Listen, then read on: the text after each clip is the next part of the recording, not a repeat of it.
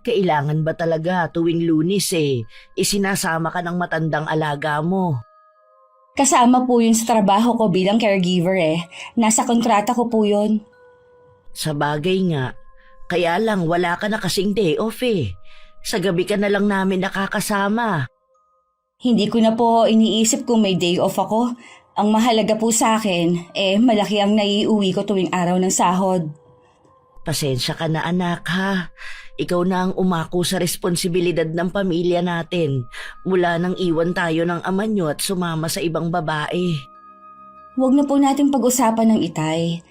Mula nang iwan po niya tayo, para sa akin, matagal na siyang patay. Sa kabila ng ginawa niya, ayoko pa rin na magtanim kayo ng sama ng loob sa kanya. Tatay niyo pa rin siya. Tatay lang po namin siya sa papel, pero hindi sa tunay na kahulugan ng pagiging ama. Maiba nga pala ako. Bayaran na kasi bukas ng tuition fee ng kapatid mo. Huwag po kayo mag-aalala. May nakatabi na po sa drawer. Kunin niyo na lang po. Alam niyo naman kung nasaan. Pasensya ka na anak ha. Ewan ko ba sa kapatid mo kung bakit sa private school pa gusto mag-aral. Pwede naman sa mga university na libre Hayaan na lang po natin. Matataas naman po ang grades niya, talagang nag-aaral siya mabuti. Nahihiya lang kasi ako sa'yo. Ikaw nga, hindi mo tinapos ang pag-aaral mo. Meron ka pang kapatid na nag-aaral sa high school. Ito pang upa ng bahay natin. Pagkain pa natin. Lahat na, sinagot mo. Hindi naman po ako nagreklamo kaya nga po nagtatrabaho para matugunan ang mga kailangan natin. Baka kasi mapabayaan mo na ang sarili mo. Nabibili mo pa ba ang mga gusto mo? Oo naman po. Ito nga po, bumili ako ng 2 lipstick. Tig-isa po tayo. Hindi pwede na ako lang ang maganda. Ang ganda nito, nak. Mamahalin ito Naku, nakakahiya naman na magkokolorete pa ako sa tanda kong ito. Wala naman akong asawa. Baka isipin ng mga tao lumalandi pa ako sa edad kong ito. Huwag niyo po silang intindihin, Nay. Ang importante po, wala naman akong inaapakang tao. Itatago ko ito. Kapag may okasyon ko lang gagamitin para hindi agad maubos. Pwede niyo po yan gamitin kahit araw-araw pa. Bibilhan ko na lang po kayo ulit kapag naubos. Tsaka po, gamitin niyo yung mga damit na binili ko Huwag niyo lang po itatago. Sige, isusuot ko kapag nagsimba ako sa linggo. Susuotin ko yung bestida na bulaklaki na binili mo at gagamitin ko itong lipstick. Sigurado pong bagay sa inyo yon. Paano po? Aalis na po ako. Bukas na lang po ulit tayo magkwentuhan. Mag-iingat ka sa pupuntahan nyo, nak Tawagan mo ko o kahit sino sa mga kapatid mo kapag may problema. Opo, Nay. Huwag po kayong magpapakapagod dito, Totoong caregiver ng isang matandang babae ang trabaho ko. Panglima ko ng hanap buhay to mula nang iwan kami ng aming ama. Akala ni na inay malaki lang ang sahod ko. Kaya ako natutugunan ng mga pangangailangan nila. Wala silang kaalam-alam sa lihim na itinatago ko. Hello, Han. Ang aga mo namang dumating. Malapit lang kasi dito yung lugar kung saan kami nag-meeting. Kaya tumuloy na ako dito pagkatapos. Gusto mo nang maiinom? Hindi pa kasi luto ang sinalang ko Ayos lang yun. Hindi pa naman ako nagugutom. Ipagtitimpla na lang kita ng juice. Bubuksan ko na rin ang TV para manood ka muna habang nagluluto ako. Dito na lang ako sa kusina. Panonoorin na lang kita sa ginagawa mo. Kumusta palang araw mo? Tulad pa rin ng dati. Pagod araw-araw. Tapos pagdating mo sa bahay, bubungangaan ka pa. Hindi pa rin pala nagbabago ang asawa mo. Ito ang juice mo. Salamat, Han. Kaya ako lang naman siya pinakikisamahan dahil sa mga anak namin Hindi kaya siya nagdududa na may kabit ka? Hanggang hinala lang naman siya. Wala siyang magiging ebidensya. Hindi ko pa rin maiwasan na kabahan. Baka kasi bigla na lang niya akong sugurin dito. Sa bahay namin o kaya sa trabaho ko. Ngayon ka pa ba kakabahan 3 taon na ang relasyon natin. Huwag na nga nating pag-usapan ng asawa mo. Gusto ko tungkol lang sa atin ang pag-usapan natin. Oo naman, kaya nga nandito ako, para kahit papano, makalimutan ko nagpapasakit sa ulo ko. Pwede na tayong kumain. Wow, parang nagutom ako bigla. Mukhang masarap lahat. Puro paborito mong niluto ko. Gusto ko kasi lagi mong maaalala ang bawat araw na magkasama tayo. May pamilya si Levi at 3 anak sa asawa niya. Nagkakilala kami nung panahon na nag-uumpisa ng manlamig ang relasyon nila. Ako ang lagi niyang sinasabihan ng mga problema niya sa pamilya at trabaho. Tuwing Lunes kami nagkikita sa bahay na kinuha niya. Kumpleto yun sa kagamitan. At meron din kami mga damit doon. Lahat ng gusto ko ibinibigay ni Levi. Siya rin ang sumusuporta sa lahat ng kailangan ng pamilya ko. Para hindi halata ang relasyon namin, nagtatrabaho pa rin ako.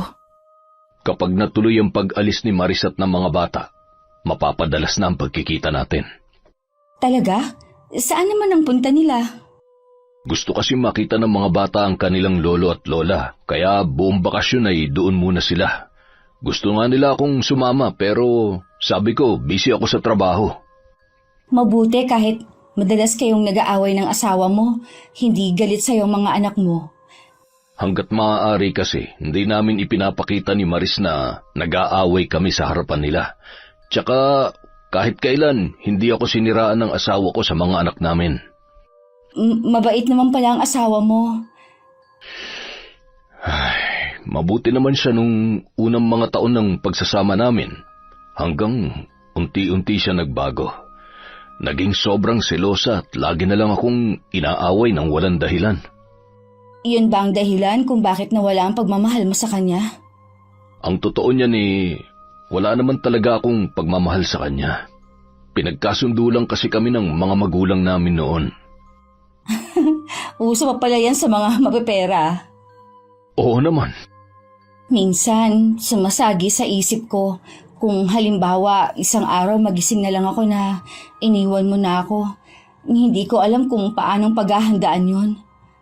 Hindi mo naman kailangang paghandaan yan dahil hindi naman kita iiwan. May plano ka bang seryosohin ang relasyon natin?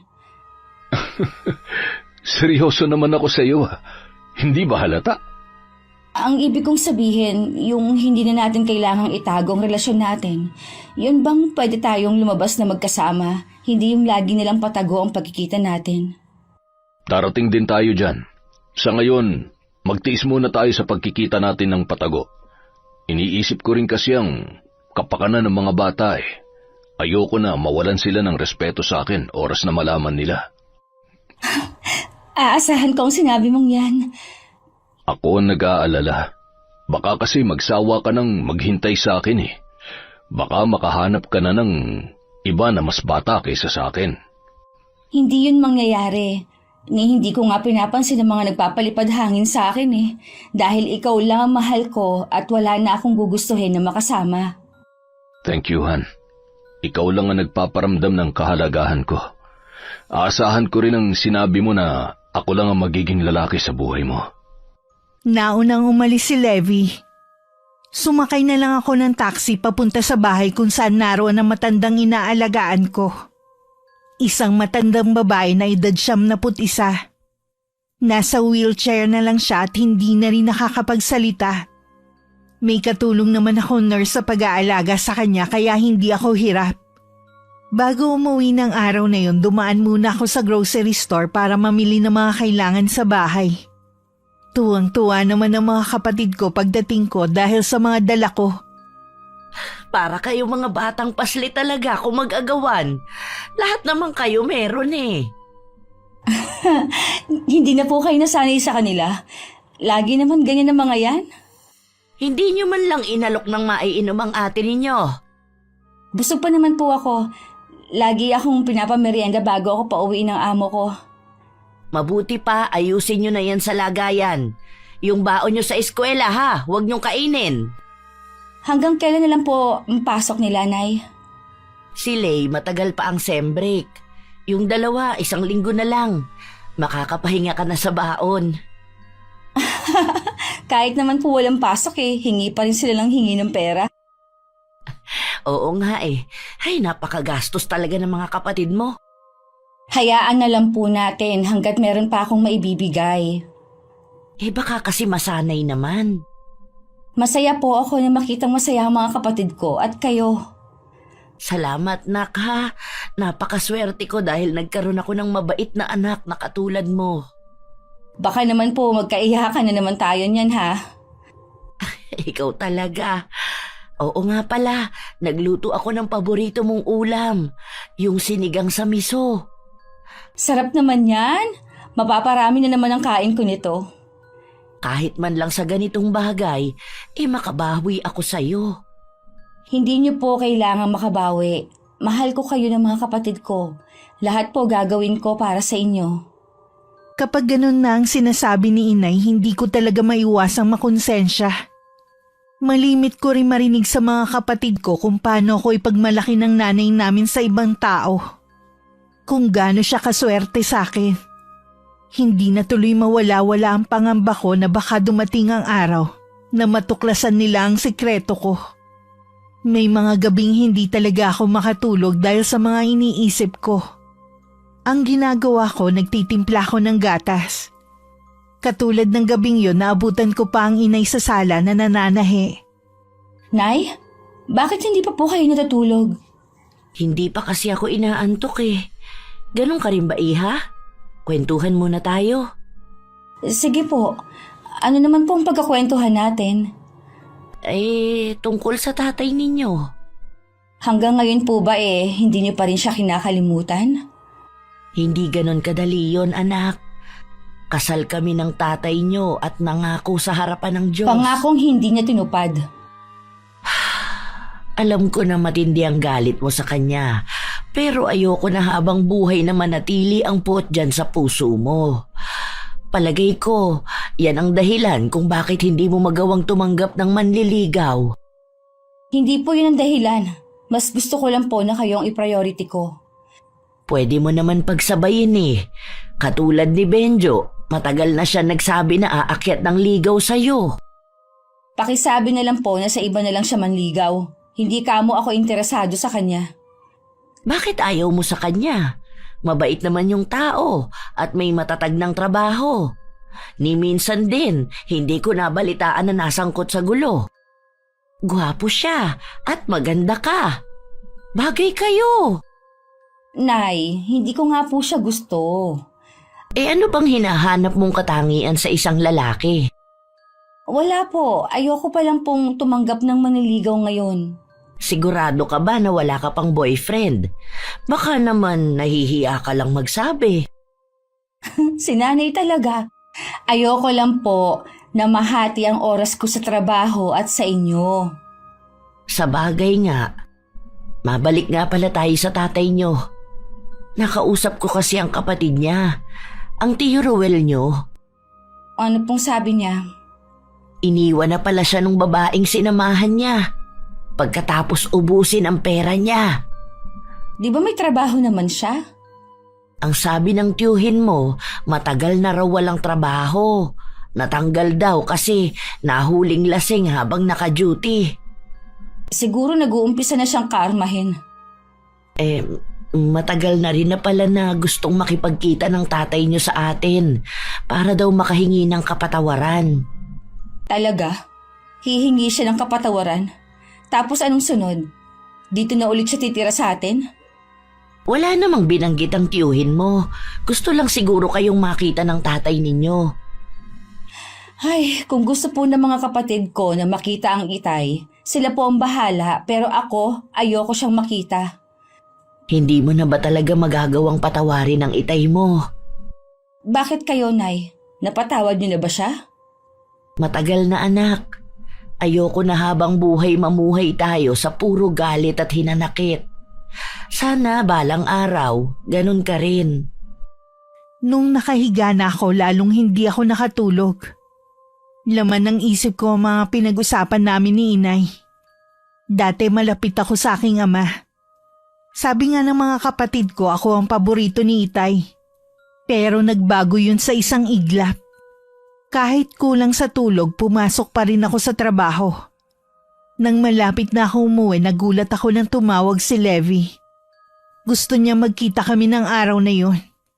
O ano nangyari sa'yo? Bakit ka may sugat sa mukha? Binato ako ng asawa ko ng picture frame namin. Buti nga, daplis lang to eh. Nasisiraan na ba ng bait ang asawa mo? Bakit niya ginawa yon? Pinipilit niya kasi na sumama ako sa kanila ng mga bata na magbakasyon. Bakit kailangan kanyang pilitin kung ayaw mo naman? Gusto niya kasi na hindi ako mawala sa paningin niya. Hindi man lang niya iniisip ang trabaho ko. Napakababaw naman ang dahilan niya para manakit. Sabi ko sa kanya, hindi ako uuwi hanggat hindi siya nagbabago. Tama lang ang desisyon mo. Teka lang ha, kukunin ko lang yung first aid kit. Salamat. Sa iyo lang ako nakakaramdam ng katahimikan.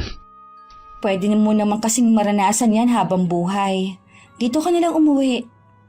Kung alam mo lang na gustong gusto ko na. Kaya lang, inaalala ko mga anak ko eh. Siguro subukan mo rin na ipaunawa sa kanilang sitwasyon yun ng nanay nila. Mahirap kasi yung habang buhay ka nalang nagtitiis. May epekto rin kasi sa mga bata ang nakikita nilang pag-aaway ng mga magulang. Alam ko naman. Kaya nga hanggat maaari, nagtitimpi na lang ako.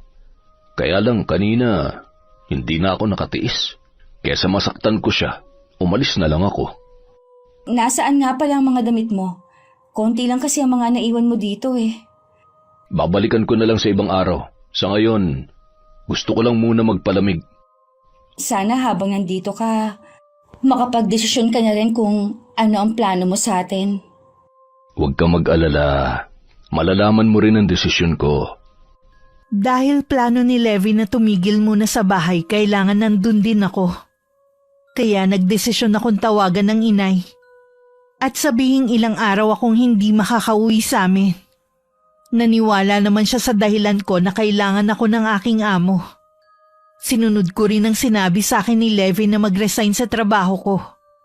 Kahit mabigat sa akin na iwan ang matandang inaalagaan ko. Napamahal na kasi siya sa akin. Magkape ka muna. Kanina ka pa nasa harap ng laptop mo eh. Salamat, Han. Kailangan ko kasing tapusin ang ginagawa kong trabaho. Kanina pa pala tumutunog ang cellphone mo. Bakit hindi mo sinasagot? Baka importante yon. Si Maris lang ang tumatawag. Ayoko masira ang araw ko lalo't may tinatapos ako. Magsasawa rin yun sa kakatawag. Baka tungkol sa mga anak mo ang dahilan ng pagtawag niya. Kung may kailangan ng mga anak ko sa akin, sila mismo ang tatawag. Tsaka bukas uuwi din ako sa bahay. Kukunin ko ng lahat ng mga damit kong naiwan. Talaga? Ibig bang sabihin yan tuluyan mo nang iiwan ng asawa mo? Ganun na nga. Naisip ko na hindi ko na mahal ang asawa ko. Ikaw nang mahal ko at gusto kong makasama habang buhay. Hindi ka magsisisi na ako ang pinili mo. Aalagaan kita habang buhay. Alam ko naman yon. Noon pa naman, ramdam ko na ang pag-aalaga mo. Sige na, bumalik ka na sa trabaho mo. Magluluto na rin ako ng tanghalian natin. Walang pagsidla ng sayang nararamdaman ko ng mga sandaling yun. Sa wakas kasi masosolo ko na rin si Levi. Darating ang araw na hindi na namin kailangan magtago. Kinabukasan nga umalis si Levi para umuwi sa kanila.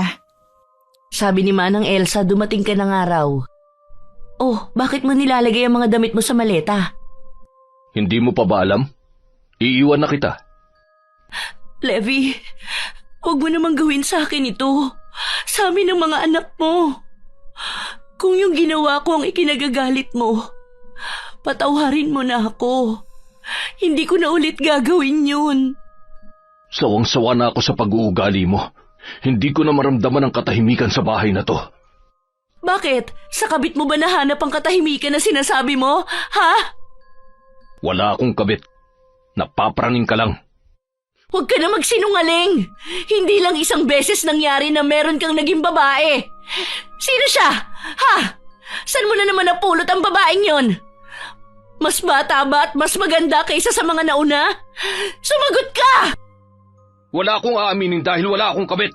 Iiwan kita dahil sa ugali mo. Kahit sino hindi tatagal sa'yo. Hindi ako naniniwala sa mga dahilan mo. Bakit mo ba ginagawa sa akin to? Ano pa bang kailangan kong gawin para mahalin at irespeto mo ako bilang asawa mo? Wala kang dapat gawin. Mas mabuti na maghiwalay na lang tayo kaysa naman lagi tayo nag-aaway. Gagawin ko to para sa mga anak natin. Ayoko na pati sila madamay sa away natin. Huwag mo nang idahilan ng mga anak natin. Kaya mo kami gustong iwan dahil sa babae mo. Bahala ka kung yan ang gusto mong paniwalaan. Huwag mo akong tatalikuran! Kinakausap pa kita! Wala na tayong dapat pag-usapan pa. Hindi na magbabagong isip ko. Lahat ginawa ko sa'yo! Binigyan kita ng gwapo at magagandang anak! Nang sabihin mo na gusto mo na tumigil na ako sa trabaho, sinunod kita! Tinalikuran ko ang dati kong buhay, pati mga kaibigan ko! Buong buhay ko, inilaan ko na sa'yo! Tapos ito lang ang mapapala ko sa lahat ng sakripisyo ko? Hayop ka! Patawarin mo ako. Hindi ko gusto na umabot tayo sa ganito. Kaya lang, mahirap naman kung magsasama tayo na wala ng pagmamahalan. Mahal kita, Levi. Ayoko mawala ka sa akin. Huwag mo tong gawin sa amin ng mga bata. Kailangan ka namin. Lagi pa rin akong dadalaw dito. Hindi ko kakalimutan ng mahalagang okasyon. Magiging ama pa rin ako sa mga anak natin. Iba pa rin kapag buo ang pamilya natin. Ano na lang ang sasabihin ng mga magulang natin? Sasabihin natin sa kanila na hindi na tayo nagkakasundo, na hindi na natin mahal ang isa't isa. Total, ikaw naman ang nakaisip niyan. Ikaw ang magpaliwanag sa kanila. Makipagtulungan ka na lang para maayos ng problema natin. Bakit ko gagawin yon? Para bigyan kayo ng pabor ng kabit mo? Hindi ko kayo patatahimikin habang nabubuhay ako. Sinabi nang wala akong kabit. Dahil sa ugali mo kaya gusto ko na makipaghiwalay. Sige, itanggi mo! Wala namang maniniwala sa'yo ni isa sa pamilya natin dahil kilala ka nila. Wala na akong pakialam kung maniwala man sila sa dahilan ko o hindi. Hindi rin naman nila mababagong isip ko. Sige, magsama kayo ng kabit mo. Kapag kumupas na ang ganda ng babaeng yun, babalik ka rin sa akin. Habang buhay mo rin pagsisisihan na ipinagpalit mo kami ng mga anak mo sa babaeng yon. Hindi na pinakinggan pa ni Levi ang mga sinasabi ng asawa. Mabuti na lang nasa eskwelahan pa ang mga anak niya at hindi narinig ang pagtatalo nilang mag-asawa. Tumuloy muna siya sa opisina. Tumawag lang siya para sabihin gagabihin siya ng uwi. Nagpaalam din ako na uuwi muna sa amin. Napagsisisihan ko lang pala dahil sa nadatnan kong eksena sa bahay. Anong ibig sabihin nito? Nay, anong ginagawa niya dito? Anak, gusto lang dumalaw ng tatay niyo. Kumusta ka na, anak? Buhay pa pala kayo. Alam ko na matindi ang galit mo sa akin. Sana mapatawad mo ako, anak. Huwag na kayong umasa na mapapatawad ko pa kayo. Pagdalaw nga lang ba ang dahilan ng pagpaparito ninyo? Gusto ko sanang bumalik sa inyo. Sabi na nga ba, pagkatapos ninyong magpakasaya kasama ng kabit ninyo at ubusin ang pera ninyo, babalik kayo sa amin? Ang kapal naman yata ng pagmumukha ninyo. Matagal ko nang pinagsisihan ang ginawa kong pag-iwan sa inyo. Huli na ang pagsisisi nyo. Ang mabuti pa, umalis na lang kayo at huwag na magpapakita. Ava, huwag ka naman ganyan magsalita. Kahit anong ginawa niya, ama niyo pa rin siya. Mula nang iwan niya tayo, tinapos na niya ang pagiging ama niya sa pamilyang to. Kayaan mo sana makabawi ako. Bigyan mo pa ako ng isa pang pagkakataon. Kung kailang kaya ko nang itaguyod ang pamilyang iniwan mo, hindi mo na kailangang bumawi pa. Kahit wala ka, kaya kong ibigay ang pangangailangan ng inay at ng mga kapatid ko. Hindi lang sa pera o material na bagay ko gustong bumawi, kundi sa mga panahon na nawala. Gusto kong ipakita sa inyong labis kong pagsisisi na iniwan ko kayo. Gusto ko rin iparamdam kung gaano ko kayo kamahal. Ava, anak, nakikiusap ako sa'yo. Hayaan mo nang dumalaw dito ang tatay niyo. Bahala na kayo, Nay. Total parang baliwala naman lahat ng ginawa ko sa pamilyang to. Hindi yan totoo, Ava. Ava, bumalik ka! Hayaan na lang muna natin siya. Baka nabigla lang siya na makita ko. Bigyan natin siya ng panahon na makapag-isip.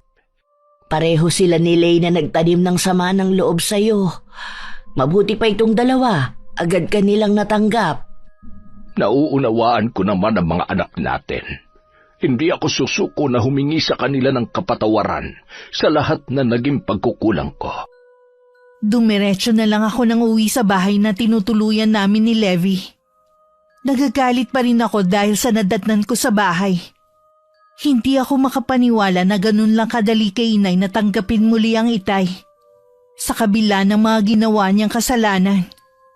Gabi na nang umuwi si Levi. Nagulat pa ako nang sabihin niyang kumain kami sa labas. Hindi ako makapaniwalang dadalhin niya ako sa mamahaling restaurant. Na noon ko lang mararanasan. Kanina ko pa napapansin na parang malungkot ka. Kanina kasi naabutan ko ang tatay ko sa bahay namin. Ha? Di ba matagal na kayong iniwan ng tatay nyo? Ibig bang sabihin nun, nakikipagbalikan siya sa nanay nyo? Siguro, hindi ko alam kung ano ba talaga ang plano niya. Ayoko kasi siyang kausapin eh. Kahit ano pa man, tatay mo pa rin siya. Pero kung hindi ka pa handa na makipag-ayos sa kanya, naiintindihan naman kita. Huwag na nga natin siya pag-usapan. Ayoko masira ang gabi natin. Ito pa naman ang unang beses na lumabas tayo. Oo nga, nandito na mga in-order nating pagkain. Mukhang masarap lahat. Salamat dinala mo ako dito. Unang beses kong makakain sa ganitong klaseng lugar. Mula ngayon, madalas na tayong kakain sa labas. Kumusta pa lang naging pag-uusap ninyo ng asawa mo? Ayun, hindi niya matanggap ang pakikipaghiwalay ko. Baka guluhin niya tayo niyan. Hindi ka naman niya kilala. Siyempre, mag-iingat pa rin tayo. Ay, naisip ko bigla. Galit na galit ako sa tatay ko. Dahil sumama siya sa kabit niya at iniwan niya kami. Pero hindi nila alam kung mabit din ako. Ang mali lang ng tatay mo, inabandona niya kayo at hindi sinuportahan. Hindi ko naman yun gagawin sa mga anak ko. Yan ang huwag mong gagawin sa mga anak mo. Iparamdam mo pa rin sa kanila ang pagiging ama mo kahit nagsasama na tayo. Kakaiba ka talagang babae, kaya mahal kita eh. May pakialam ka sa nararamdaman ng mga anak ko. Hindi porke pumayag akong maging kabit mo, masama na akong tao. May puso pa rin naman ako. Alam ko. Shit, dito pa talaga. Ha? Bakit? Mabuti pa umalis na lang tayo dito. Sa ibang lugar na lang tayo kumain. Bakit nga? Ano bang problema? Yung bayaw ko nandito kasamang pamilya niya. Nasaan? Yung lalaking nakapolo na kulay asul. Nakatingin siya sa akin. Noon pa man, mabigat na ang dugo namin sa isa't isa. Ayoko na hanggang dito magkagulo kami. Mabuti nang umiwas na lang. Halika na. Wala akong nagawa kundi ang sumunod na lang kay Levi. Bago lumabas, sumulya pa ako sa bayaw niya. Matalim ang titig niya na nakasunod sa aming dalawa. Pareho na kaming wala sa mood. Kaya umuwi na lang kami ng bahay. Ang malas naman ng unang labas natin. Siguro kung kakain tayo, kailangan sa malayong lugar na. Siguradong makakarating yun sa asawa mo. Eh di ba, lagi mong tinatanggi na may iba kang babae. Mabuti na rin siguro yun. Para wag nang umasa si Maris na magkakabalikan pa kami. Para tuloy natatakot na akong lumabas ng bahay. Hindi mo kailangan matakot. Hindi naman kita pababayaan eh. Hindi ako makakapayag na saktan ka ni Maris o kahit na sino sa pamilya niya. Nag-ring ang cellphone mo. Baka asawa mo na yan. Si Maris nga. Siguro tinawagan na siya ng kapatid niya. Sagutin mo muna. Ayos lang naman sa akin kahit marinig ko ang pag-uusap ninyo. Kung wala rin lang kinalaman sa mga bata, wala na akong balak makipag-usap pa sa kanya. Sa totoo lang, hindi ko maiwasan na maawa sa asawa mo ngayon. Hindi niya kailangan ng awa mo. Matatag siyang babae. Makakaya niya mawala ako. Kailangan lang niya ng panahon. Alam ko gutom ka pa. Mag-iinit lang ako ng pagkain natin. Mabuti pa nga. Kinabukasan maagang tinawagan si Levi ng panganay niyang anak. Pagdating sa mga anak, hindi sila matanggihan ng ama. Ayos lang naman sa akin yun. Kahit pa may posibilidad na magkita sila ng asawa. Kapag talaga tungkol sa mga anak mo, mabilis ka pa sa 4:00. Natural, dahil mahalaga sila sa akin. Sila at ang babae mo lang ang importante sa'yo. Nasaan si Troy? Gusto ko siya makausap tungkol sa problema na sinasabi niya. Wala siya rito. Inutusan ko lang siya na tawagan ka para pumunta ka rito. Bakit kailangan mo pang gamitin ang anak natin? May trabaho ko ngayon. Isinantabi ko muna dahil akala ko may problema ang anak natin. Ayaw mo naman kasing sagutin ang tawag ko. Nagmamatigas ka na makipag-usap sa akin. Dahil wala naman talaga tayong pag-uusapan. Tapos na tayo. Ikaw lang naman ang tumapo sa relasyon natin eh. Ikaw pang may ganang sabihin na sawang-sawa ka na sa pag-uugali ko. Samantalang ikaw naman ang dahilan kung bakit ako nagkakaganito. Kung wala naman palang kailangan ng anak natin, aalis na ako. Huwag ka munang umalis, Levi. Mag-usap muna tayo. Wala na nga tayong dalawa. Tanggapin mo na lang para hindi ka na mahirapan pa. Sa tingin mo kaya ganun lang kadali ang lahat? Dahil sa babaeng yon, basta mo na lang itatapon ang ilang taon nating pinagsamahan. Sinabi na... Huwag ka na magkaila pa! Huwag mong gawing sinungaling ang kapatid ko! Oo na, may iba akong babae. Mas di hamak na maganda at mas bata sa'yo. At higit sa lahat, inaasikaso niya ako, hindi katulad mo. Pagod na nga ako galing sa trabaho. Bubungangaan mo pa ako. Ano, masaya ka nang umamin ako? Hayop ka! Walang iya!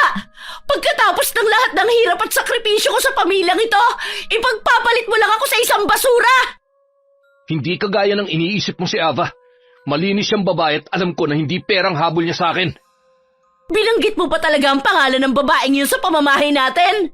Wala kang respeto! Yun naman pala eh. Kung ako sa'yo, tanggapin mo na lang na wala na tayo. Wala na akong pagmamahal sa'yo. Hindi ako papayag! Sinusumpa ko! Hindi ko kayo patatahimikin ng babae mo! Pagbabayarin ko siya ng mahal! Hindi na lang pinansin ni Levi ang mga pagbabanta ng asawa. Batid naman niya kasi na hanggang salita lang ang babae. Pagdating sa tinutuluyan namin, parang hapong-hapo siya. Kaya sinabihan ko siya magpahinga muna at hihilutin ko ang ulo niya. Salamat, Han. Nawala ng sakit ng ulo ko. Akala ko nga kung napano ka kanina eh. Pulang-pula kasi ang mukha mo sa galit. Naging matindi kasi ang pagtatalo namin ni Maris kanina eh. Kung ano-ano rin na pagbabanta ang sinabi niya. Naiintindihan ko naman ang galit na nararamdaman niya eh. Kahit ako siguro ang nasa kalagayan niya. Matinding galit rin na mararamdaman ko. Huwag mong sabihin na naaawa ka pa sa kanya. Hindi ko maiwasan dahil babae din ako. Ikaw nang mahal ko, hindi na siya. Alam ko naman yun. Tsaka wala naman akong balak na iwan ka para sa kanya. Oo nga pala, ilang araw ako mawawala. May out of town kami ng mga kaopisina ko. Gusto sana kitang isama kaso yung mga kasama ko, kakilala ni Maris eh. Ayos lang. Mag-iingat ka at tawagan mo na lang ako kapag nandun ka na. Sandali lang naman ang 3 araw. Habang wala ako, pwede ka namang umuwi sa inyo para hindi ka mainip dito. Ganun na nga ang gagawin ko. Namimiss ko na rin si nanay at ang mga kapatid ko eh. Bibigyan kita ng pera para may panggastos ka. Meron pa naman ako dyan. Sapat na yun sa panggastos ko. Tanggapin mo na. Para talaga sa'yo yan. Sige, ikaw ang bahala. Nang makaalis si Levi, naghanda lang ako para makauwi na rin sa amin. Namili na rin ako ng mga kailangan nila sa bahay. Hindi ko inaasahan na madadatnan ko na naman sa bahay ang Itay. Sabi ng kapatid ko, doon na ulit siya nakatira. Nagkulong na lang ako sa kwarto para hindi ko siya makita. Ava, pwede bang pumasok? Sige po, Nay. Pasok po kayo. Hindi ka kasi nagtanghalian kanina. Hindi ka ba nagugutom? Wala po akong ganang kumain. Alam ko galit ka sa akin, pero sana maunawaan mo ako. Sabihin niyo nga, Nay. Kahit kailan ba hindi kayo nagalit sa ginawa ng Itay sa atin? Siyempre nagalit. Gabi-gabi akong umiiyak noon at minumura ko talaga siya sa isip ko. Para akong mababaliw noon sa kakaisip. Ang daming tanong sa isip ko. Pero sa huli, napagtanto ko na wala akong pagkukulang dahil naging mabuting asawa ako at mabuting ina ninyo. Ang tatay ninyo ang nagkulang at nakalimot sa sumpaan namin. Paano niyo po siya napatawad? Isinuko ko lang sa Panginoon ang lahat ng sakit at galit na nasa dibdib ko. Hindi madali pero nagawa kong magpatawad. Kaya po ba tinanggap niyo siya ulit dito sa bahay natin? Oo, lahat naman ng tao, may karapatan na bigyan ulit ng pagkakataon na magbago. Walang pinagkaiba ang Itay mo sa kanila. Hindi rin kita minamadali na patawarin siya, pero sana respetuhin mo pa rin siya bilang ama mo. Alang-alang po sa inyo. Hindi ko na po siya pagsasalitaan ng hindi maganda. Pero sana po, huwag niyo munang hingi na patawarin ko siya. Salamat anak. Alam ko na babait ka naman talaga. Nadadala ka lang ng galit mo. Sana kayo ni Lay mapatawad na ang inyong ama sa mga susunod na araw. May iba po pala ako, Nay. Ilang araw po muna ako dito, ha? Oo naman. Hindi mo kailangan magpaalam pa. Bahay mo rin ito. Akala ko kasi nagbago na mula nung nandito si Itay eh. Walang balak ang Itay mo na panghimasukan ng mga buhay natin. Ang gusto lang niya bumawi sa atin sa ilang taon niyang pagkawala. Mabuti naman po akong ganon. Hindi pa po kasi ako handa na makikialam siya sa buhay natin. Ang mabuti pa, lumabas ka na. Alam ko, gutom ka na. Sige na, kumain ka na doon. Susunod na lang po ako. Nang lumabas ang inay, inayos ko lang ang sarili ko. At saka na ako lumabas. Naabutan ko ang Itay na nasa kusina at ngumiti sa akin. Kumain ka na, Iha. Ininit ko na yung ulam. Ang inay ho. Lumabas siya sandali. May bibilhin lang siya sa may tindahan. Teka, ipagsasandok kita ng kanin at ulam. Dito ka na maupo, anak. Nasaan po ang mga kapatid ko? Hindi pa sila umuwi mula kanina. Kumain ka na. Hindi ka dapat nagpapalipas ng kain. Baka magkasakit ka.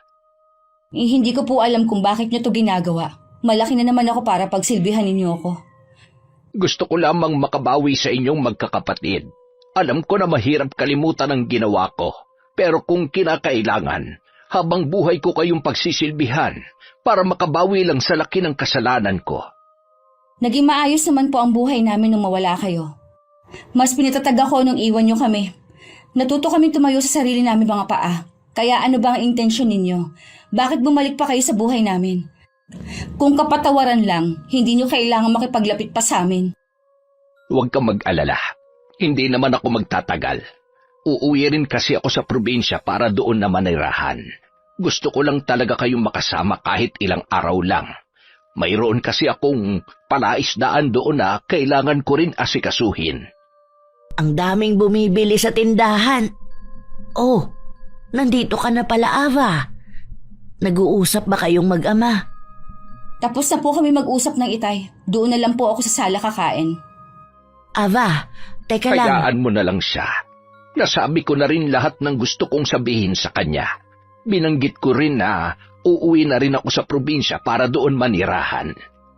Sana naman habang narito ka pa, lumambot ang puso ng anak mo at mapatawad ka na niya. Wala akong ibang hiling, kundi ang bagay na yan. Sa loob ng 3 araw na nasa bahay ako nila inay, lahat ginawa ko para umiwas kay Itay. Hanggang sa umalis ako kay inay lang ako nagpaalam, kahit nandun siya. Ang inaasahan kong 3 araw na mawawala si Levi ay naging 1 linggo. Tumatawag naman siya sa akin lagi para mangumusta. Wala rin akong kamalay-malay ng mga sandaling yon na pumunta sa bahay namin si Maris. Hinahanap ko si Ava. Hindi ko kasi alam kung saan siya talaga nakatira eh. Kaya nagbabaka sakali ako na baka nandito siya. Kaaalis lang ng anak ko nung isang araw. Stay in kasi siya sa trabaho niya bilang caregiver. Ikaw pa lang nanay niya. Kung ganun, sa'yo ko nalang sasabihin ang sadya ko. Kaibigan ka ba ng anak namin? Ang mabuti pala, Ray, dalhan mo muna ng maiinom ang bisita natin. Huwag na kayong mag-abala pa. Hindi rin ako magtatagal. Ano nga ba ang kailangan mo kay Ava? Pakisabi sa anak ninyo na layuan ang asawa ko. Huwag niyang sirain ang pamilya namin. Ha? Tama ba ang pagkakaintindi ko sa sinabi niya, Lauro? Hindi kayo nagkamali ng dinig. Kabit ng asawa ko ang anak ninyo. Hindi magagawa ni Aba ang sinasabi mo. Disente ang anak ko. Hindi niya magagawang pumatol sa may asawa. Balita ko, iniwan niyo ang pamilya ninyo para sumama sa ibang babae. Tapos magtataka pa kayo kung totoong kabit ang anak ninyo? Ano bang kasalanan ng anak ko sa iyo? Bakit mo siya sinisiraan? Hindi ito paninira lang. Tanungin niyo kasi ang anak niyong malandi. Paano niya nagagawang ipakain sa inyo ang pera na galing sa asawa ko? Ha? Hindi man lang ba kayo nagtataka? Caregiver lang ang trabaho ng anak niyo pero lahat ng kailangan ninyo, pati pag-aaral ng mga kapatid niya, kaya niyang suportahan? Umalis ka na dito sa bahay namin. Huwag mong dungisan ang pangalan ng aming anak. Tingin niyo talaga sa anak niyo, Santano. Kung hindi niya lalayuan ang asawa ko, pagsisisihan niyang kumabit siya. Hindi kami naniniwala. Mabait ang anak ko. Hindi niya magagawa ang mga sinasabi mo. Alam niya ang pakiramdam na inagawan, kaya hindi niya magagawa ang mga yan. Umalis ka na, bago ko makalimutan na babae ka.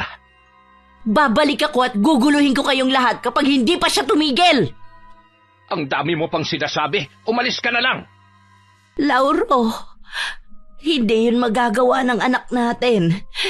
Hindi niya magagawang manira ng isang pamilya. Hintayin nating dumating si Ava. Hayaan natin siya magpaliwanag. Kumalat sa lugar namin ang tungkol sa pagiging kabit ko. Pati tuloy mga kapatid ko ay labis na rin naaapektuhan. Nang mga sandaling yun, wala pa rin akong alam. Patuloy pa rin kami sa ginagawa naming kasalanan ni Levi. Gusto ko sanang ipakilala ka na sa pamilya ko. Sa tingin ko, masyado pa maaga. Bakit naman? Kahihiwalay lang namin ni Maris. Hindi pa nga niya tanggap eh. Tsaka wala na siyang ginawa kundi magbanta. Pati pamilya ko, alam na rin nilang pakikipaghiwalay ko. Sana, Han, huwag ka muna makisabay sa problema ko. Pasensya ka na. Bukas nga pala, uuwi muna ako sa amin. Sana lang wala na doon ang itay. Ilang araw lang naman kamo siya doon, di ba? Malay mo, nakaalis na siya. Ilang araw na kasi akong kinakabahan eh. Tapos, hindi pa sila nagchat-chat sa GC namin. Hindi ko tuloy maiwasan na mag-alala. Ngayon lang kasi nangyari na hindi sila active. Sinubukan mo na ba silang tawagan? Hindi ko rin sila makontak eh. Mabuti pa, puntahan mo na lang sila bukas. Kakausapin ko rin ang pamilya ko na wag na silang makialam sa problema namin ni Maris. Sana matanggap na ng asawa mo na wala na kayo. Hindi ko rin gusto na makasira ng pamilya. Natatakot din kasi ako na malaman ng pamilya ko ang sekreto ko. Alam mo naman ang kasabihan na walang lihim na hindi nabubunyag. Kung sakali mang makarating sa pamilya mo ang relasyon natin, nasisiguro ko na tanggap na ni Maris na wala na kami at ikaw na ang mahal ko. Sana nga. Huwag ka na mag-alala pa. Magiging maayos din ang sitwasyon natin. Pinilit ko na lang alisin sa isipan ko ang mga bumabagabag sa akin.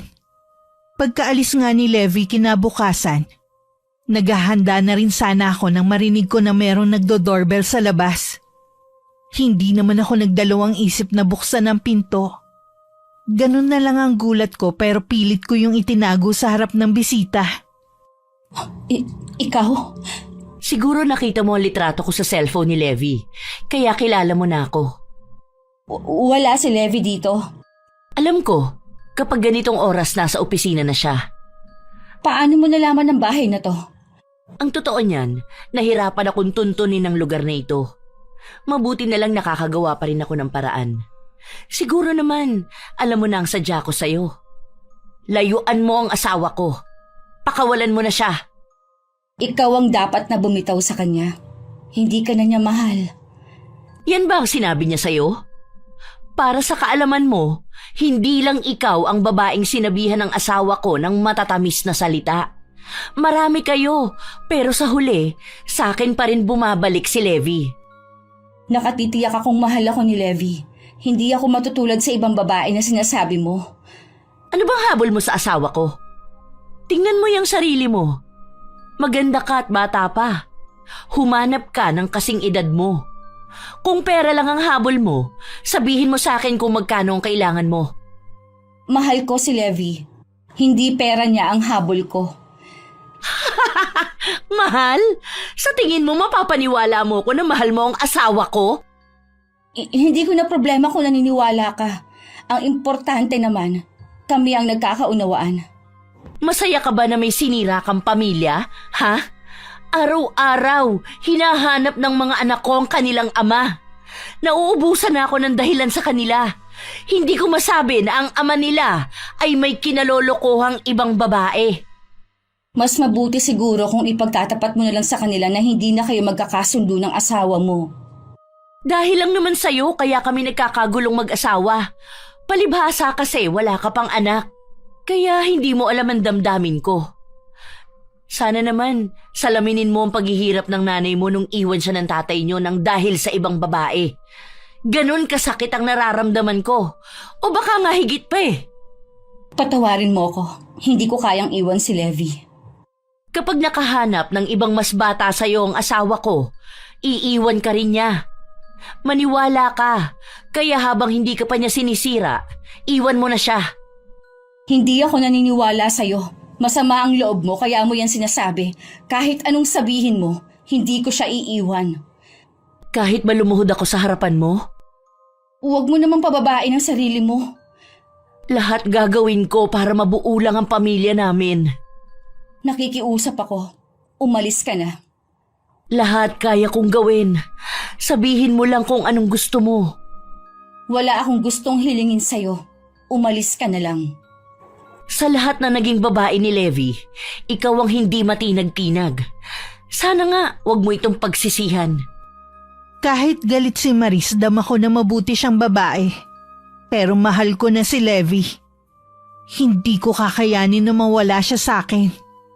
Handa ko siyang ipaglaban kaysa hodang may mga tao pa akong masaktan.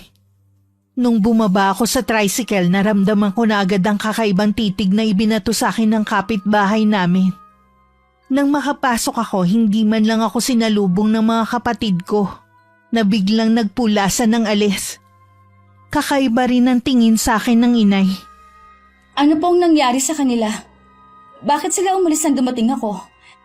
Ito nga po pala, namili na po ako ng mga kailangan dito sa bahay. Kumain ka na ba, Ava? May niluto akong ulam dyan.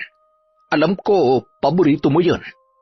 Akala ko po ba ilang araw na lang kayo dito at uuwi na rin kayo ng probinsya? Ay, hindi ko kasi maiwan ang nanay mo. Ganoon din ang mga kapatid mo. May sakit po ba kayo, inay? May problema ba dito sa bahay? Walang sakit ang inay mo. Wala naman pala. Baka naman dahilan nyo lang para manatili na kayo sa bahay na to. Sinabihan na kita na matuto kang rumespeto sa tatay mo. Inay, bakit parang may iba sa inyo? Akala mo siguro hindi namin malalaman ang sikreto mo. Paano mo naatim na pakainin kami ng perang galing sa masama? Di bali ng araw-araw tayong magdildil ng asin, basta wag mo lang pababain ang sarili mo. Hindi ko po kayo maintindihan, Nay. Alam na namin na isa kang kabit. Paano mo nagawang manira ng isang pamilya, ha? Nasa na ang mga pangaral ko sa'yo? Itinapon mo na lang ba yon ng dahil sa pera?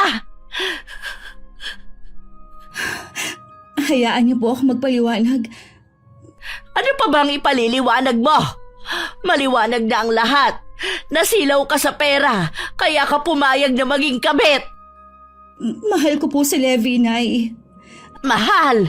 Ano ka ba, Ava? Ang daming lalaki dyan. Para ka namang mauubusan. Alam ko po na malaking kasalanan ang ginawa ko, pero hayaan niyo na ayusin namin to ni Levi. Paano nyo aayusin ang problema kung ikaw mismo ang may gawa? Maaayos lang ang problema kung lalayuan mo ang lalaking yon. Inay, hindi ko po magagawang layuan si Levi. Patuloy kang magpapakababa dahil sa lalaking yon. Ano? Habang buhay kang mamumuhay sa kasalanan. Binigyan mo na nga ng kahihiyan ng sarili mo. Pati mga kapatid mo, dinamay mo pa. Alam mo ba, wala na silang maiharap na mukha sa mga tao dito. Patawarin niyo po ako, Nay, kung pati kayo nadamay. Hindi ko naman sinasadya. Lagi kang ipinagmamalaki ng mga kapatid mo sa ibang tao. Ikaw ang huwaran nila bilang mabuting kapatid. Malaki ang respeto ng mga tao sa iyo rito. Tapos sisirain mo lang. Iwan mo ang lalaking yon. Umuwi ka rito. Huwag mong pababain ang moral mo. Hindi ko po yun magagawa, Nay. Pwes, itinatakwil na kita bilang anak ko. Wala akong anak na isang kabit. Inay! Wag po! Inay! Hayaan mo muna ang inay mo. Masyado lang siyang nasaktan sa nangyari. Halika muna sa kusina. Bakit po ganon? Misa lang ako nagkamali. Itinakwil na ako ng inay. Baliwala ba lahat ng sakripisyo ko? Hindi nila binabaliwala ang mga ginawa mo. Masyado lang silang nasaktan. Patawarin mo rin ako, anak. Walang dapat sisihin kundi ako. Hindi kita nagabayan. Marahil ay dahil na rin sa kakulangan ng pera kaya ka pumayag na maging kabet. Totoo po. Nasasaktan kasi ako na makita na nahihirapan si nanay at mga kapatid ko. Pero kalauna naman po, minahal ko na si Levi. Alam ko na wala ako sa posisyon para payuhan ka o husgahan sa ginawa mo. Bilang ama, sana pakinggan mo ang sasabihin ko. Kahit mabuti pa ang intensyon mo, kung mali naman ang paraan mo, kasalanan pa rin yon. Isipin mo ang mga taong masasaktan ninyo. Ayokong dumating ang panahon na masigit kang masaktan sa bandang huli. Dahil hindi pa rin ako kinakausap ni inay, nagpasya na lang akong umuwi na. Nakiusap din ako kay Itay na wag muna siyang umalis sa bahay namin. Naabutan ko na rin sa tinutuluyan namin si Levi. Siguradong si Marisa nagsabi sa kanila. Nanggaling din siya dito. Iniutusan niya ako na layuan kita. Hindi na ako nagtataka kung paano niya natuntun ang tinitirhan natin. Kilala ko na siya. Kapag may gusto malaman, lahat ginagawa niya. Totoo ba na hindi lang akong naging babae mo? Na lahat sila, iniwan mo din? Oo, pero hindi ako seryoso sa kanila. Ikaw lang ang sineryoso ko ng ganito. Tatagal ba naman ang relasyon natin kung hindi kita mahal? Naniniwala ako sa'yo. Medyo naguguluhan lang ako. Huwag mong intindihin ang sinasabi ng asawa ko. Gusto lang niya na ikaw mismo makipagkalas sa akin. Dahil sa kanya, galit na ang pamilya ko sa akin. Itinakwil na rin ako ng inay dahil ayokong makipaghiwalay sa'yo. Hindi na ako papayag na guluhin ka pa niya. Kakausapin ko siya. Sa tingin ko, hindi mo na siyang makukumbinsi pa. Hayaan na lang natin siya.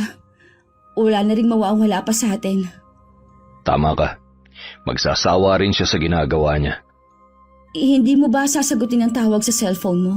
Lagi na lang tumutunog kapag nandito ka sa bahay. Si Marisan tumatawag. Ayokong makipagtalo sa kanya. Pagod ako sa maghapong trabaho. Tingin ko pa naman sa kanya nung una parang mabait. Nako, napakagaling umarte niyan.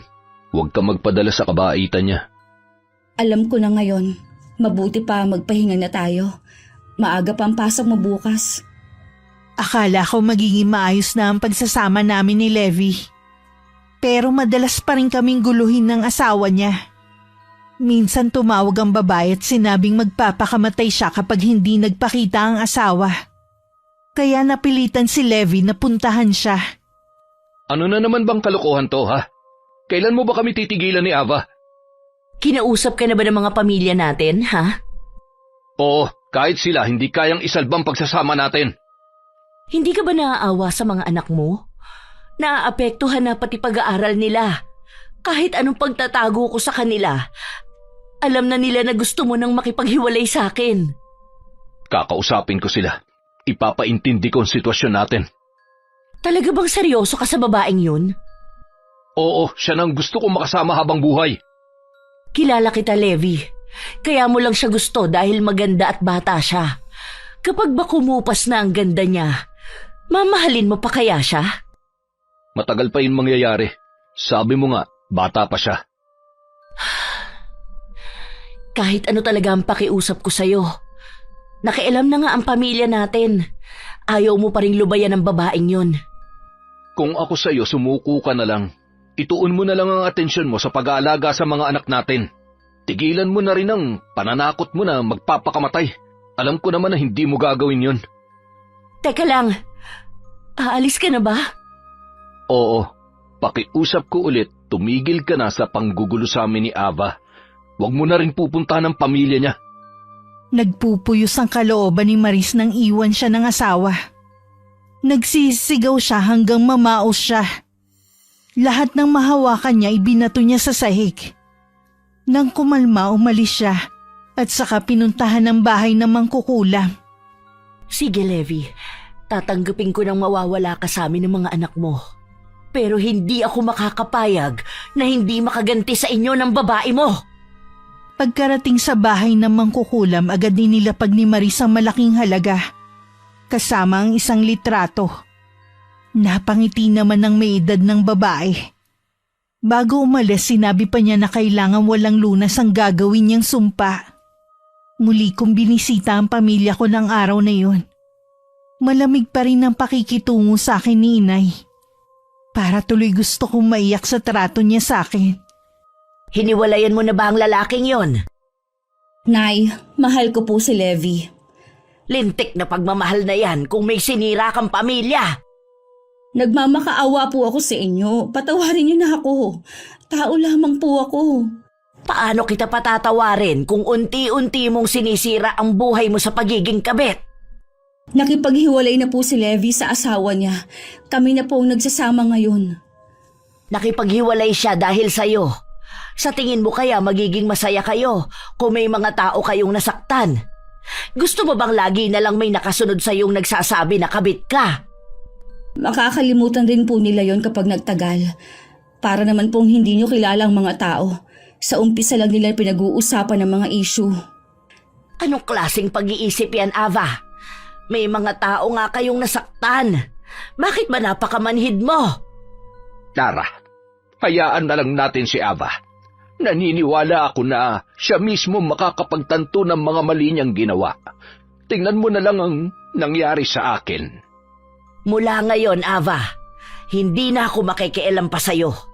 Bahala ka kung hindi ka takot sa karma.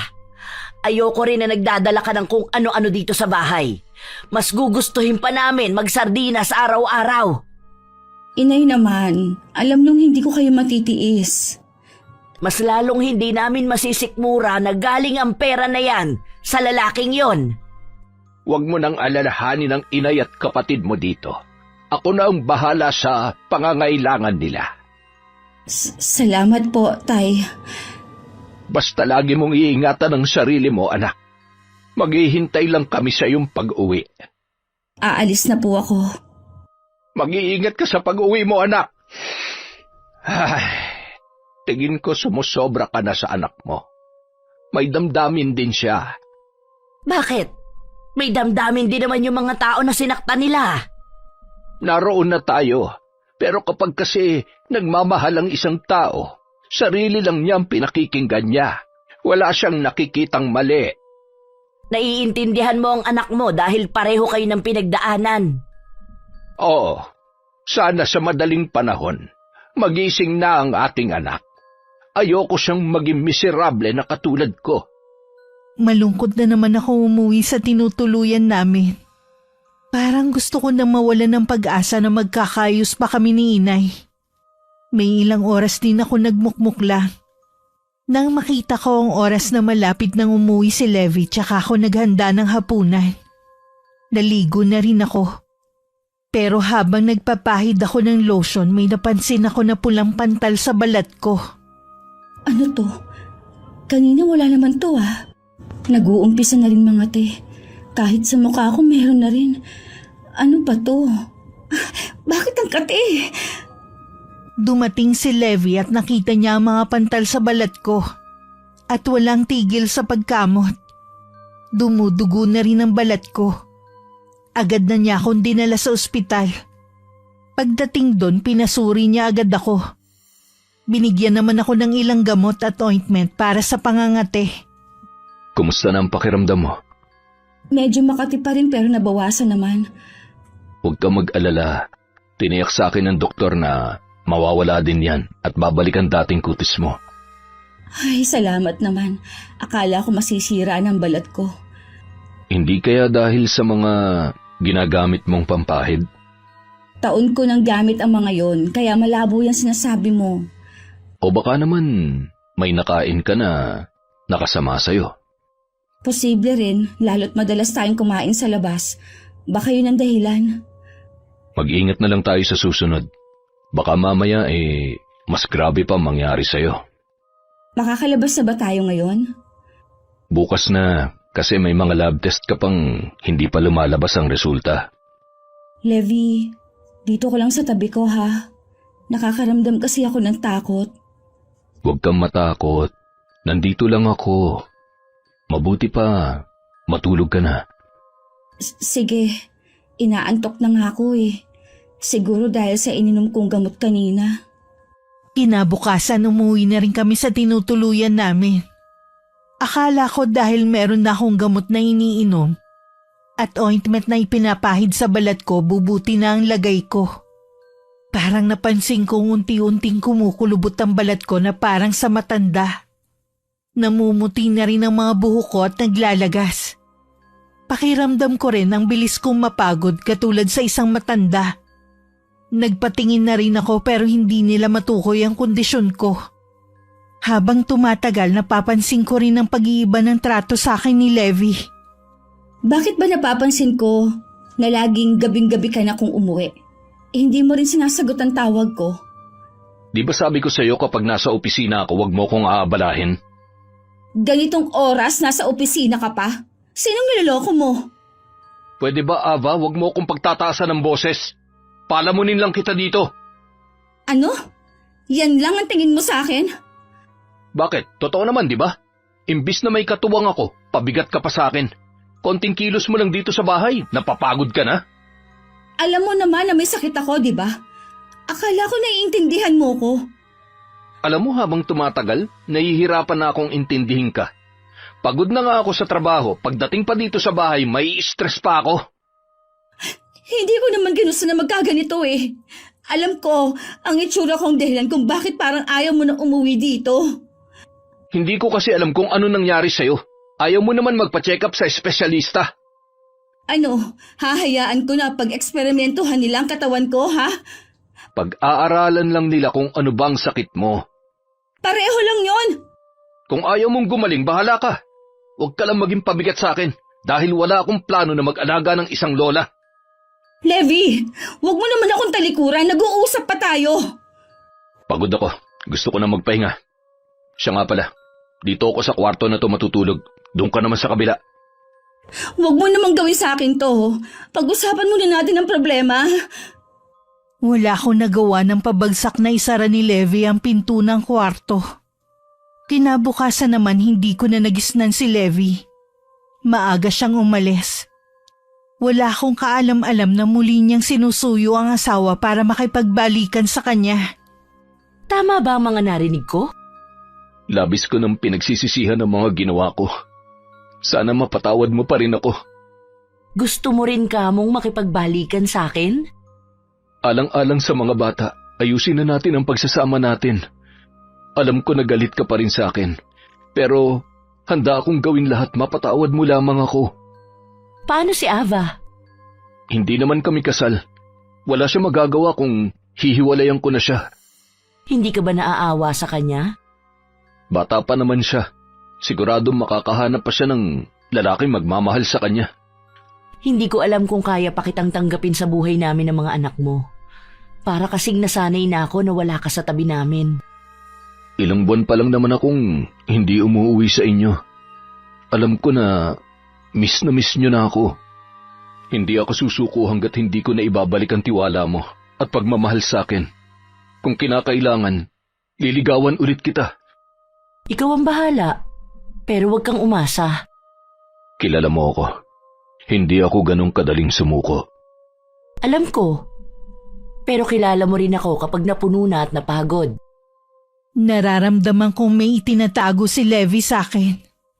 Minsan umuwi siya, pinakialaman ko ang cellphone niya habang nasa banyo siya.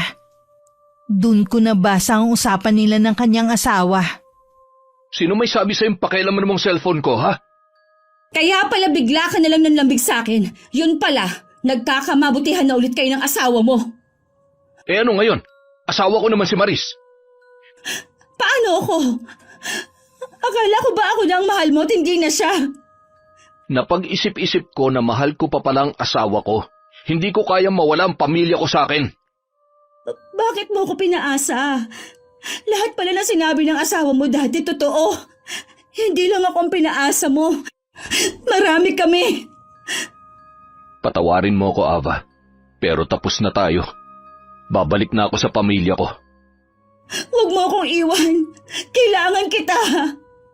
Mas kailangan ako ng pamilya ko. Mabuti pang bumalik ka na lang din sa pamilya mo. Nagmamakaawa ako sa'yo, Levi. Hindi ko kaya mawala ka sa akin. Mahal na mahal kita. Bitiwan mo ako. Nandidiri ka ba sa akin dahil sa itsura ko? Hindi naman. Sinungaling! Kitang-kita ko sa mga mata mo ang pandidiri sa akin. Nawala ng kislap na pagnanasa mo sa akin. Alam ko, itsura ko ang dahilan kung bakit gusto mo makipagkalas. Bahala ka kung yan ang gusto mong isipin. Basta tapos na tayo. Hindi na magbabagong isip ko. Hindi ako papayag na basta na lang matatapos ang relasyon natin ng ganito. Mahiya ka nga. Huwag kang umasta na parang ikaw ang legal na asawa. Kabit ka lang naman. Pero nangako ka sa akin. Hindi lahat ng pangako tinutupad. Tanggapin mo na lang na hindi tayo nakatakda para sa isa't isa. Parang sasabog ang dibdib ko sa sobrang sakit na nararamdaman ko.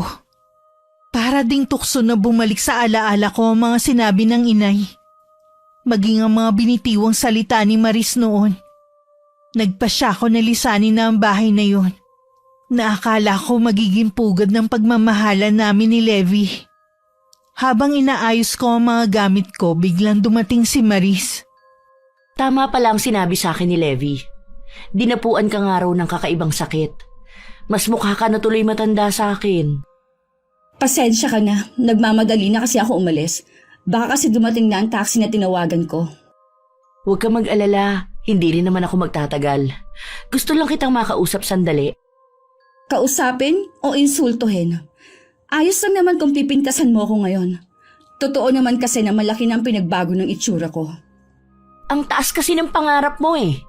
Akala mo siguro, porket maganda at bata ka, makakabingwit ka na ng mayaman. Tingnan mo tuloy, kinarma ka. Itong tandaan mo, sa umpisa lang nagwawagi ang kabit. Sa huli, ang legal na asawa pa rin ang panalo. Tanggap ko na karma ito sa akin. Alam ko na huli na para humingi ng kapatawaran. Pero sana balang araw, mahanap mo sa puso mo mapatawad ako. Masyadong masakit ang ginawa mo. Baka hindi na kita mapatawad kahit kailan. Ayos lang kung hindi mo ako mapapatawad. Oo nga pala, ito ang susi ng bahay. Mas higit kang may karapatan dito. Dahil ayaw abutin ni Maris ang susi sa kamay ko, nilapag ko na lang yun sa kama. Bago umalis, nilingon ko muna ang buong bahay. Hindi ko maiwasan na mapangiti. Marami na kasing naipon na magandang alaala doon. Nung dumating ang taxi, nagpahatid na ako sa amin. Ang itay lang ang nadatnan ko sa bahay na ipinagtaka ko. Ava, ikaw ba yan? Ako nga po, Itay. Ano nangyari sa'yo? Bakit tumanda kang tingnan? Hindi ko rin po alam kung paano ipaliliwanag kung anong nangyari sa akin. Basta ang alam ko, nagkaroon po ako ng malubhang karamdaman. Sina inay, Wala na sila dito. Umuwi na sila ng probinsya. Ako na lang ang naiwan dito para hintayin ang pagbabalik mo. umuwi na sila. Iniwan na nila ako dito. Hindi, anak. Pinauna ko lang sila doon. Sabi ko, ako na lang ang maghihintay sa pagbabalik mo. Matagal ka nang hinihintay ng inay at ng mga kapatid mo. Paano pa po ako haharap ng ganito ang itsura ko? Kahit ano pa ang itsura mo, mahal ka namin. Ang tingin ko rin ay mayroong kumulam sa'yo. Ho? Sino po kaya ang gagawa nito sa akin? Iisang tao lang naman ang matindi ang galit sa akin. Mahirap mambintang. Ipasa Diyos na lamang natin kung sino man yon. Gagaling pa po kaya ako, tay? May kilala kong manggagamot sa probinsya. Baka matulungan ka niya. Paano po kung hindi ako gumaling? Natatakot po ako na habang buhay na ganito na ang magiging itsura ko. Hindi magbabago ang pagtingin namin sa'yo. Ikaw pa rin ang aking magandang anak. Salamat po, tay. Hinintay niyo ako. Patawarin niyo rin po ako sa mga nasabi ko sa inyo dati. Matagal na kitang pinatawad. Ang mahalaga, bumalik ka na sa amin. Makakapagbagong buhay na tayo sa probinsya. Mamumuhay tayo ng tahimik at masaya. Sana talaga nakinig na lang ako kay inay. Baka hindi nangyari to sa akin. Ang tigas kasi ng ulo ko din eh.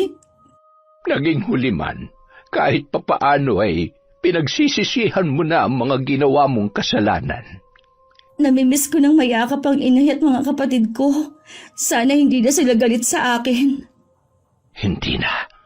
Patagal ka na nilang napatawad. Bukas na bukas din, uuwi na tayo sa probinsya. Hindi man buo ang kaligayahang nararamdaman ko dahil sa aking itsura. Labis pa rin ako nagpapasalamat. Sa wakas kasi natutunan ko ng patawarin ng itay sa mga nagawa niyang kasalanan sa amin. Natutunan ko rin na tanggapin ang mga nagawa kong pagkakamali. Kahit hindi man naging ganap ang paggaling ko, masaya ko na kasama ang pamilya ko. Buo at masaya. Wakas.